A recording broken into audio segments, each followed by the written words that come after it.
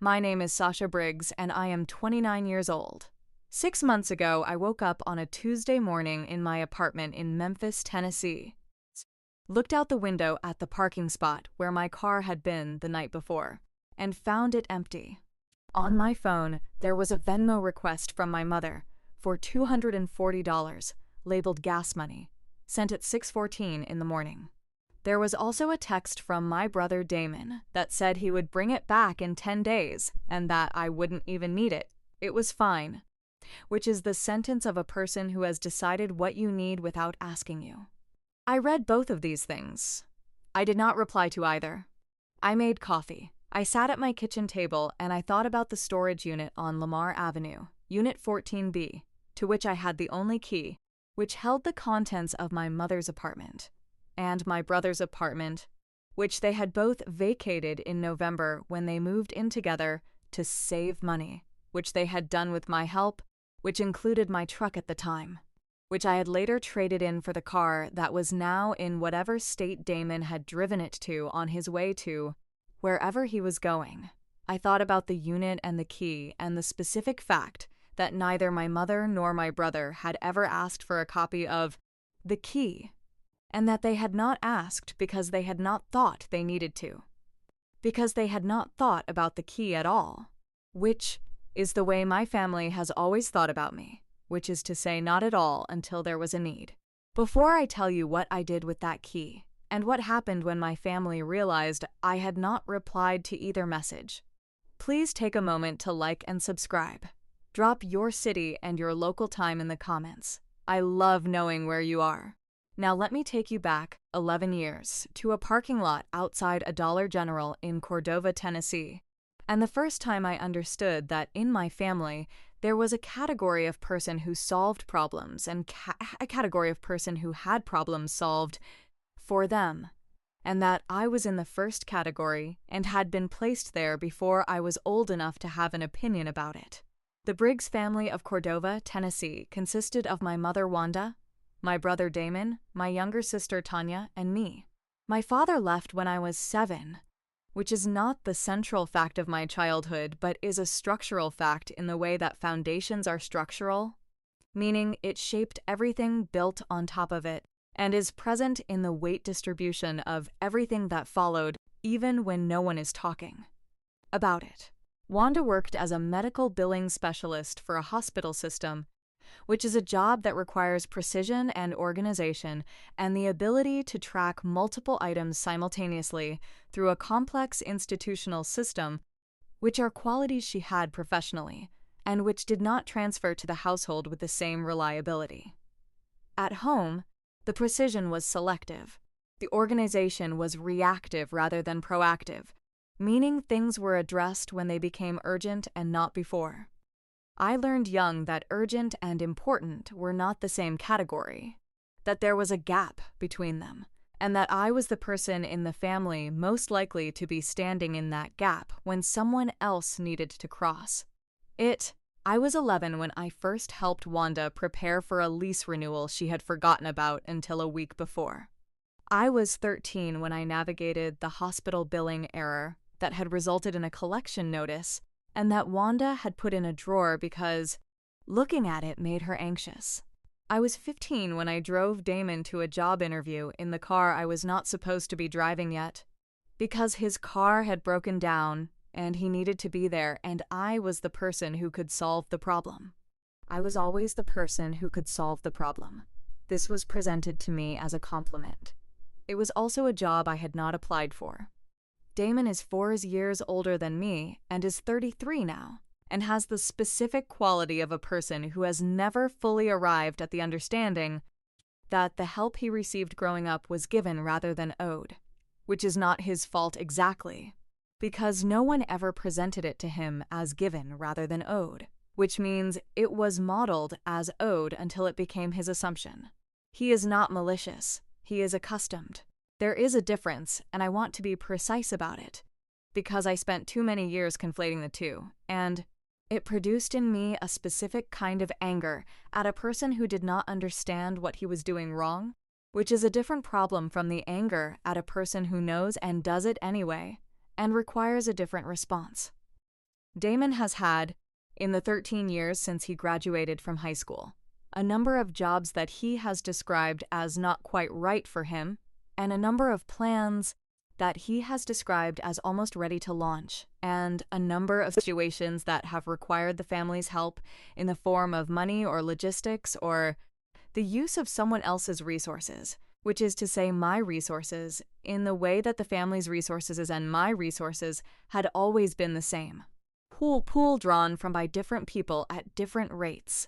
He is charismatic and funny, and the kind of person who makes a room feel warmer by being in it, which are real qualities and which have served him in ways that his organizational limitations have not diminished, because the room warmth arrived first and the limitations were handled by someone else. That someone else has usually been me. My car, a 2019 Civic that I had bought used in 2021 and paid off in 2023, was registered in my name and insured in my name and in my possession. I say these things because they are true, and because the saying of them matters, not as a legal exercise but as a description of reality that my family had, over many years, learned to treat as something other than it was, which was mine. The car was mine the way the truck before it had been mine, and the way my apartment and my income and my organizational capacity were mine, which is to say formally and in every functional sense, and also in the accounting my family ran as a resource available to the family's needs. The distinction between mine in the formal sense and mine in the functional sense had been the central tension of my adult life, and I had been navigating it with varying success since I was old enough to have things of my own, and what I had arrived at by the morning of the empty parking spot was that I had been navigating it by making accommodations that had never been made in return, and that the morning of the empty parking spot was the day I was going to stop accommodating and start paying attention to what happened when I stopped. The trip, I learned from a text Damon sent 2 hours after the original message when I still had not replied, was to Nashville for a concert, and then to Atlanta to see a friend, and then possibly New Orleans because it was a long weekend and Damon had time. He said he had tried to call me, but I had not answered, which was true and deliberate. He said he had tried to wake me before he left, but I had not answered the door, which was possible and irrelevant. He said he needed the car for 10 days and he would fill up the tank before he brought it back, and also he was sorry for not asking. It was last minute. He knew I would understand. He knew I would understand that phrase.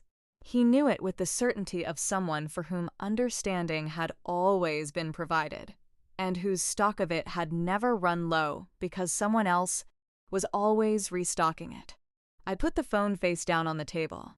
I looked at the storage unit key on my keychain, which was the small brass one between my apartment key and my mailbox key, and I thought about what I was going to do next.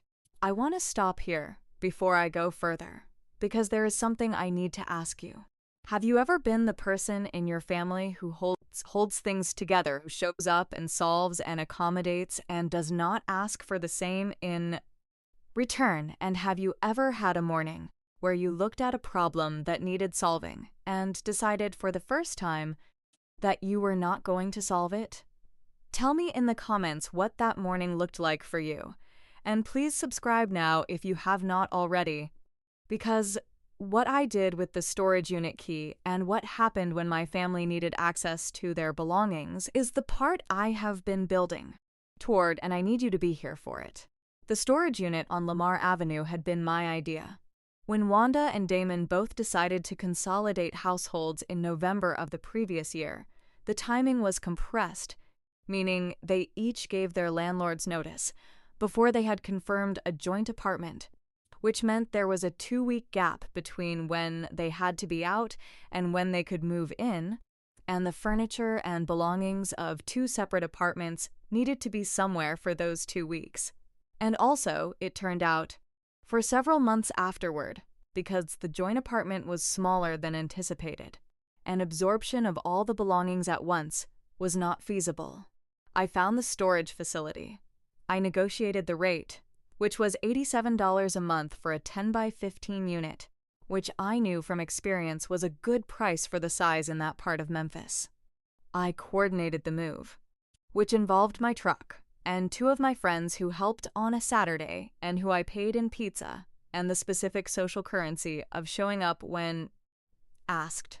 I put the unit in my name because it was my credit card on file and my organizational initiative that had produced it, and I kept the key because I was the one who had done the logistics, and the key was the natural endpoint of that chain of custody.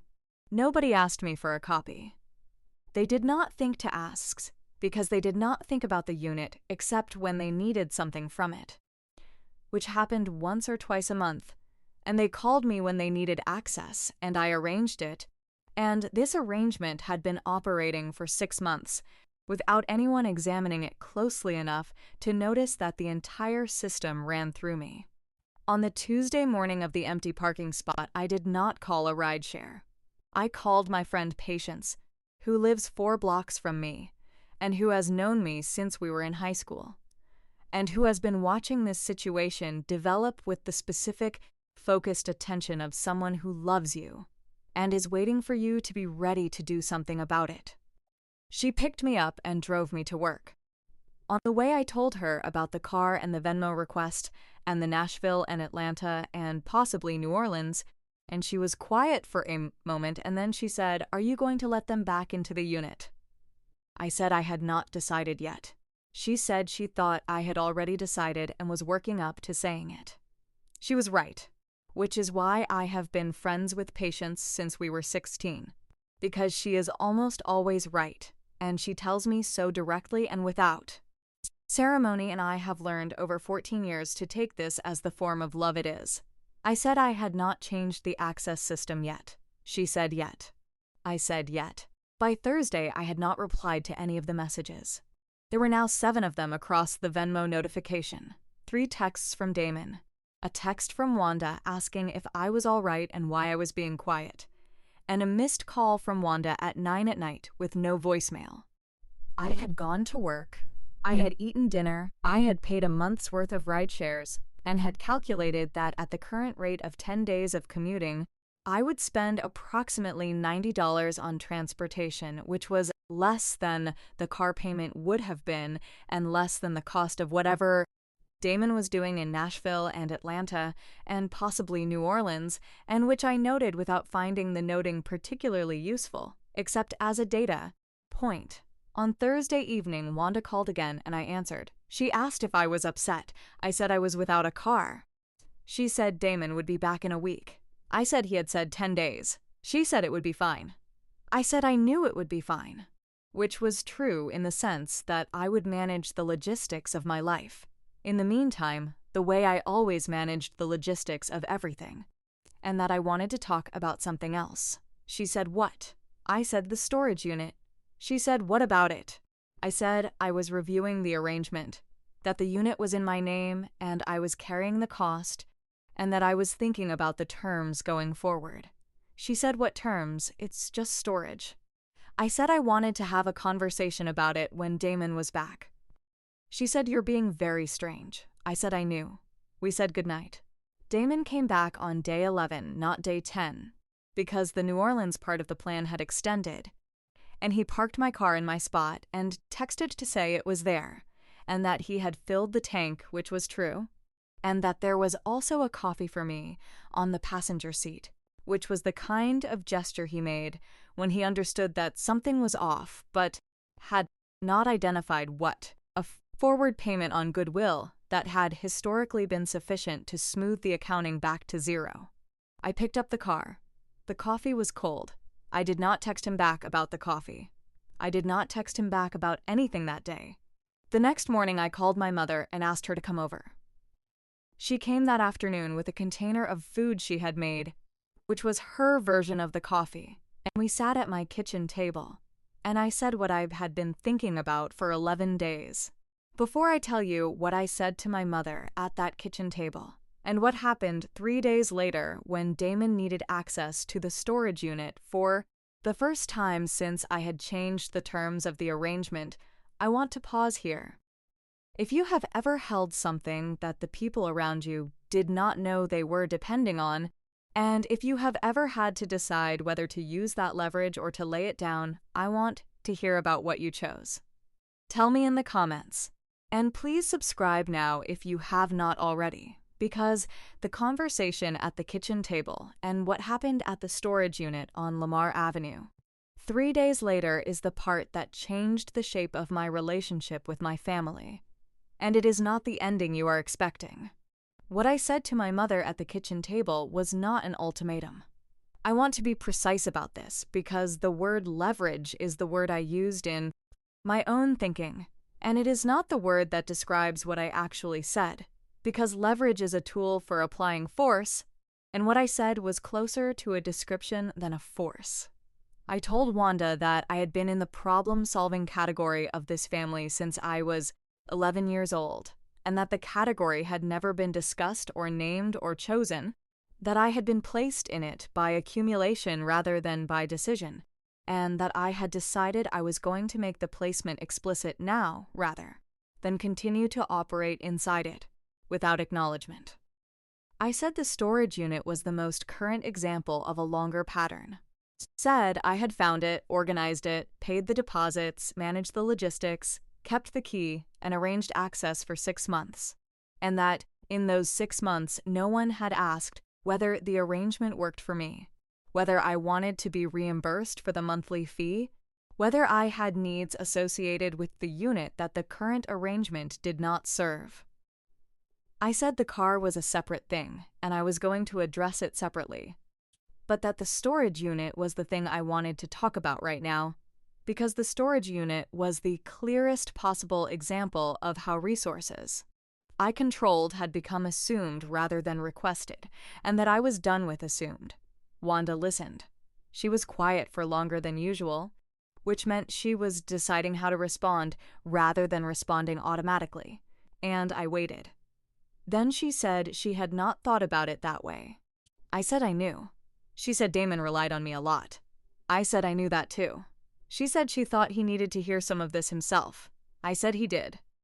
And that I would talk to him, and that I wanted to talk to her first, because she was the one who had established the pattern, and because I thought she could hear it in a way Damon might not be ready to yet. She did not disagree. That was the most significant moment of the conversation. She did not say I was being too sensitive. She did not tell me. Damon meant well. She did not describe my position as difficult or my tone as harsh. She said she had not thought about it that way, and then she said she thought she had let me carry things without asking whether I wanted to carry them, and that she was sorry. 4 words and the specific sound of a person who had reached a conclusion she did not want to reach, and was saying it anyway, and I received it the way I receive things that arrive unexpectedly and cost the person something to give, which is carefully and without requiring it to be more than it is. Damon called 3 days later. He needed something from the unit, a piece of gym equipment he had stored there, and that he needed for a client he had apparently started training, which was a new development I had not been informed of, and which suggested a level of professional momentum that would have required access to the unit at some point regardless of the car situation. He called and said, "Hey, can you do the storage unit thing today?" I said I had been thinking about the storage unit thing and that I wanted to talk about it before I arranged the next access. He said, "What about it?" I said I wanted to be reimbursed for the monthly fee, which was $87, and that I wanted him to have a copy of the key so that he could arrange his own access without routing it through me, and that having a copy of the key came with the responsibility of paying his share of the monthly cost, which I would split with him and Wanda, meaning $29 each per month. He was quiet for a moment. He said that was a lot to get into over a gym thing. I said I understood it felt like a lot and that it was also straightforward, that the unit costs $87 a month, and 3 people's belongings are in it, and 3 people should be paying for it, and that I had arranged access for 6 months without asking him to pay, because I had not yet decided to ask, and that I had now decided to ask. He said he did not have $29 right now. I said I understood. I said Next time he had access to the unit would be when we had worked out the payment arrangement. Not because I was holding his gym equipment hostage, but because I was not willing to keep providing a service I had paid for and organized without any acknowledgement from the people using it, and that acknowledgement in this case meant money, because money was the clear, available signal of whether something was considered to have value. He said that was cold. I said I thought it was accurate, and that accurate and cold were not the same thing, and that I had used the same logic when I lent him my car without being asked and received a cold cup of coffee as the accounting. He was quiet for 4 seconds. I counted because I have noticed that people who are processing something real take longer than people who are performing surprise. Then he said he was sorry about the car. He said it like he meant it. Not like he was saying it to close the conversation, but like he had been sitting with it for 11 days and had arrived at it on his own schedule, which was Damon's schedule and always longer than mine, but occasionally arrived at the same destination. I said I accepted the apology. I said I would key him a copy, which I did that afternoon at the hardware store on Union Avenue, $3.50, and I texted him the payment arrangement, and he Venmo requested me his share within the hour. He paid his first month's contribution 2 days later. It was $29. It was also the first time in my adult life that Damon had paid for something that I had organized rather than the reverse. The months since have had the specific quality of a system that has been recalibrated, and that is running at a different set of parameters than it used to. Not perfectly, but differently, and the difference is measurable. Wanda pays her share of the unit. Damon pays his share. I still have the key, but they also have keys, and they arrange their own access when they need something, which means I have received 4 fewer middle-of-the-week calls about unit access since the recalibration, which is a small and specific thing that adds up. Damon has not asked to borrow my car. This may be because he is exercising new judgment, or because he is between road trip plans. I have not asked which. Wanda called me 2 weeks after our kitchen table conversation to say she had been thinking about what I had said about being placed in the problem-solving category without being asked, and that she thought she had done the same thing to herself over the years, taken on the organizational role by accumulation rather than by choice, and that she thought there was something in that she wanted to think more about. I said I thought that was worth thinking about. She said she might talk to someone. I said that sounded like a good idea.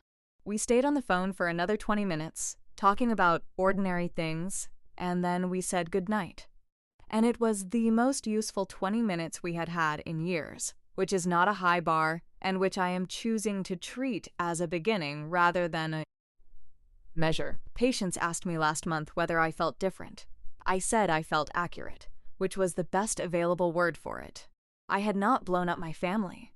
I had not delivered an ultimatum or changed the locks or denied access to anything permanently.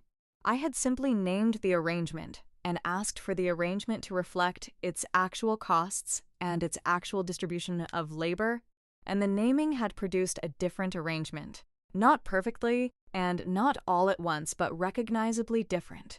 And the recognizable difference was built on the fact that there was a brass key on a keychain between my apartment key and my mailbox key, and that the key was mine, and that I had known it was mine the whole time, and that knowing it and being willing to say so turned out to be the same thing. I had just needed a cold cup of coffee and an empty parking spot to get there, which is not the most elegant instrument for arriving at clarity, but which was the instrument available. And I have learned to work with the instruments available rather than waiting for the ones I would have preferred. The car is in its spot.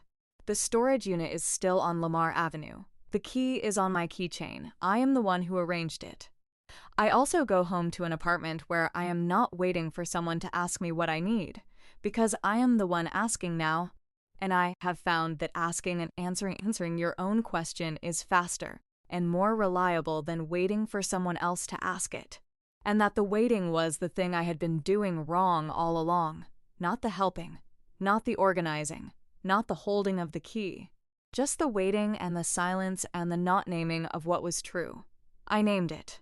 I kept the key. Those were the two things. They were enough.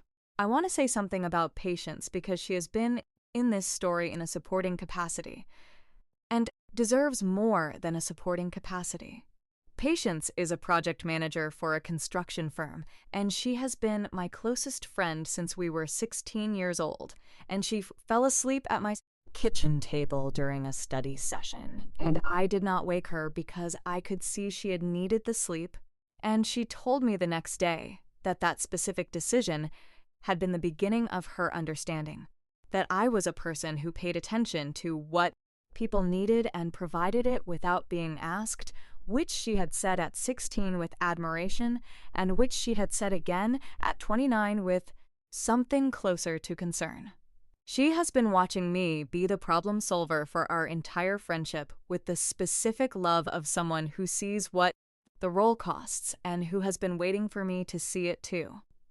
When I called her on the Tuesday morning of the empty parking spot and asked for a ride, she did not say "I told you so," which she was entitled to say, and which she did not need to say because I was already there. She said she would be outside in 5 minutes. She was outside in 4. She drove me to work and she bought me a breakfast sandwich from the place on Summer Avenue, and she did not ask any questions until I was ready to answer them. And when I was ready, she asked the right one, which was whether I was going to let them back into the unit. I have kept that question in my thinking since she asked it, not because of what I answered, but because of the shape of it, which is the shape of a question that assumes you have a choice and that the choice is yours to make and that you are capable of making it. She assumed that. She has always assumed that.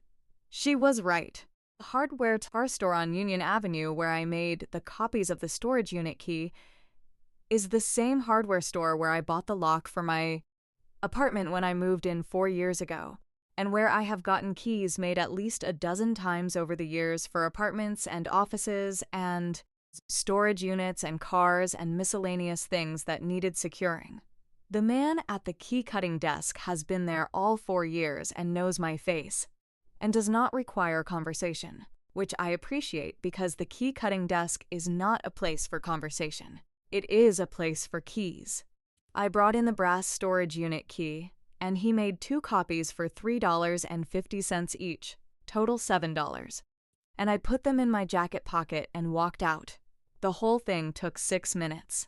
I drove to Damon's apartment and I left 1 copy in an envelope in his mailbox, with a note that said the payment arrangement was in a text he would receive shortly. I kept the second copy in case Wanda needed one, which she did ask for 2 weeks later, and which I gave her. At the same time, I explained the payment arrangement in person, rather than by text, because Wanda receives in-person explanations differently than she receives texts, which is another thing I know about the people in my family from years of being the person who delivers information to them and has learned which format produces the most useful response. The first key, the original, stayed on my keychain. All 3 of us have keys now. The unit has 3 responsible parties. It costs $87 a month.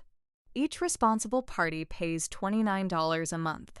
The math is complete, and the documentation is a text message thread that I have not deleted.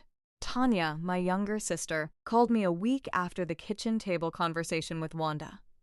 She is 26 and lives in Nashville and has been, of the 3 Briggs children, the one who left the system earliest.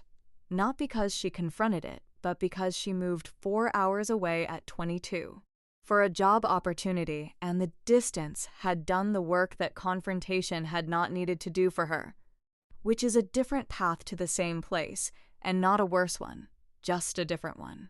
She called to say that Wanda had told her what I had said at the kitchen table, and that she thought I had been right, and that she was sorry she had not been there to say so earlier. I said she had not been close enough to the situation to have said so, which was true. She said she thought she had also benefited from the arrangement in ways she had not examined. That when she visited Memphis, things got organized around the visit, in ways she had not asked for and had not thought to question, and that she thought that was part of the same pattern. I said it was part of the same pattern. She said she wanted to be better about it. I said I appreciated that. We talked for 40 minutes, which is the longest phone call Tanya and I have had in 3 years.